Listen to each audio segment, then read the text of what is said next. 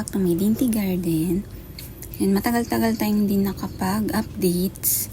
So, update lang tayo sa ating mga plants, kung anong nadagdag, may mga pots din, tapos repotting, mostly ganun lang naman. So, ganun lang naman yung ginawa ko the past days. Ayan, nag-repot. Ito, yung ating dragon ay pot. Ayan, sa wakas natamnan ko na siya. Ayan, ito ay Gymnocabrarense. Ayan, super cute. Ang cute niya kasi bluish green. Hindi na ako nag-a-add ng Gymno, pero ito kasi ay nakitan ako. Galing to kay Plants by Flipay, Gymnocabrarense, and bagay na bagay siya dito sa ating dragon eye pot. Ayan, cute bagay kasi green. Ayan o. So, ayan, natamnan ko na to. Tagal niyang empty pots. Tapos, ayan, nagpropagate tayo ng dancing bone cactus. Super cute. Tapos, yung owl's claw. Ayan, nagpropagate din tayo. Ayan, nag-repot din ako ng mga Gymno, yung mga hindi ko pa na root trim. Ayan o. Yung iba nasa labas. Ayan, dito. Ito, nag-repot din ako ng mga astro. Ayan, ito ay ceramic pot from Pinch Pot Bataan. Bagay na bagay yung ating clump astro. Ayan, hinilera ko tong mga pots na ganito. Meron pa akong isa sa labas. Ila-line up ko rin dito para sama-sama sila. Ayan. Ang ganda ng ating Euphorbia japonica. Yun o. Ganda. Baka ang niya, gusto niya, Burmans. Cute. Cute niya dyan. Dati mapapayat kasi yung leaves niya. Ngayon parang tumaba. Baka ang gusto niya ay cool weather. And, ayan. May bago rin akong nang tawag dito. Variegated na Miryu. Ayun, Miryu. Ang cute niya. Ayan. So, first time ko magkaroon ng variegated na Miryu. Ang mga Miryu ko dito is mga eto lang. Ganito. Ayan. Papangit nga ng tubo nila kasi nakatago sila before. So, ang payat ng top. And, etong ating mga Françoisiae, sila pa rin yan. Ayan, wala namang nagbago. Eto, napakita ko sa shorts. Yung ating crested Dorstinia. Yan, nirepot ko rin sa ceramic pot. Yan, cute. Eto, nag-ayos din ako ng mga succulents. Ayan. Yung, last month natin na new astro, magpa-flower na. Ang cute. Ito rin. Yung mga succulents, kinakat ko guys, pag leggy na, pag mahaba na.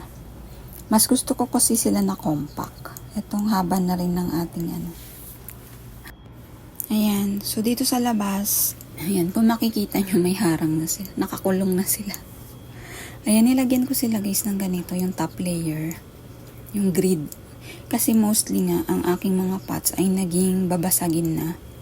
So mostly ceramic and clay pots na yung mga yan. Ayan, nairipat ko ni sila lahat sa wala ng plastic.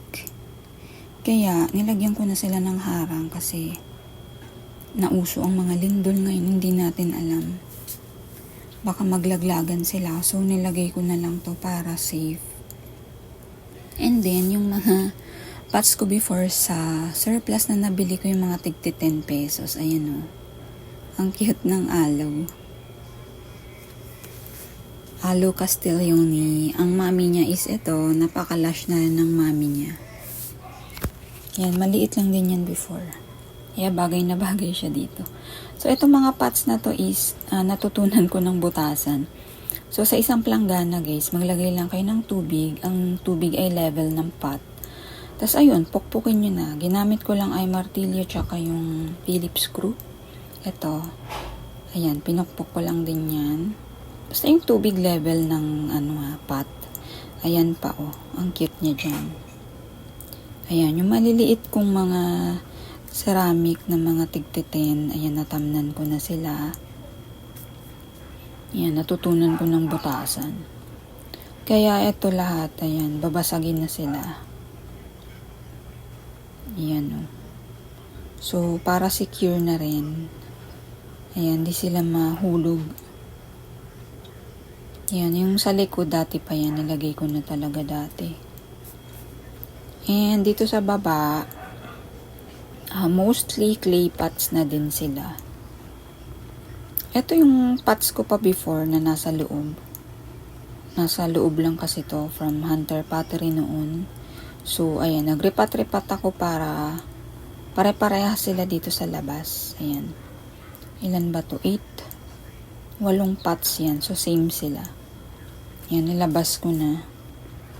And then, ito, clay pot din mga to. Nagrepat din ako. Yan ay galing kay Pot Mama.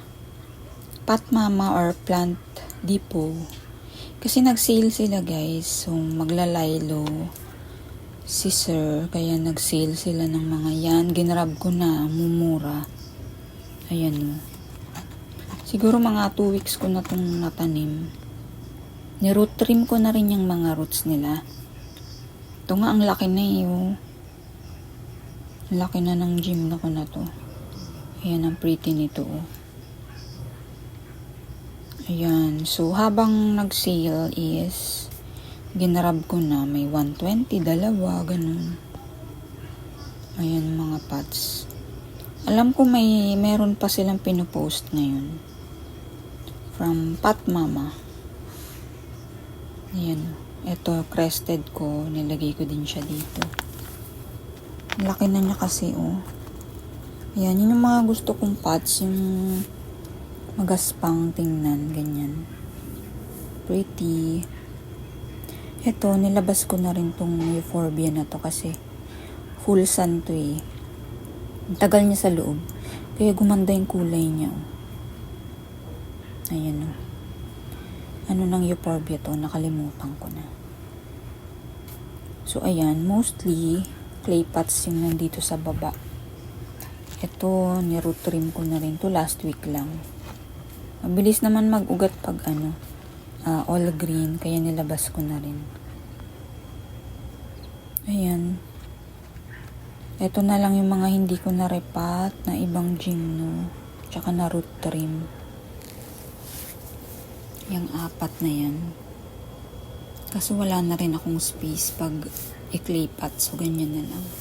Tapos, itong mga nasa taas, ayan o. Nilagyan ko na sila ng mga ganito para hindi malaglag.